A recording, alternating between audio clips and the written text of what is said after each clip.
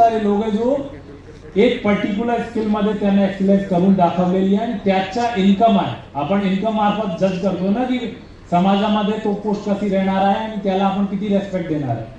तो as a income म्हणा तो किती जास्त कमावतो त्याचं तुम्ही कंपॅरिझन बघा. आपल्याला असे मुले घडवून या आयडेंटिफाय करायचे स्टार्टिंग मध्ये, दुसरा आयडेंटिफाय करून त्याला नर्चर करायचे, नर्चर करून त्याला आपल्याला एक चांगला प्लेटफॉर्म पर्यंत घेऊन जायचे.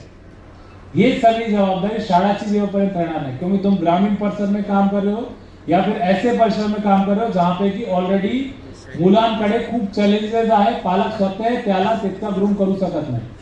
आम्ही करू शकतो, तर त्याची जबाबदारी तुम्ही घ्यावा. असे सिलेक्टेड मुले तुम्ही आयडेंटिफाय करा. ऑलरेडी आता वेगवेगळे प्लॅटफॉर्म्स आहेत. नेहमीच आमच्या डिस्कशन असतो की म्हणजे की इसका स्कोप कहाँ तक. I am assuring you next 5 to 10 years मध्ये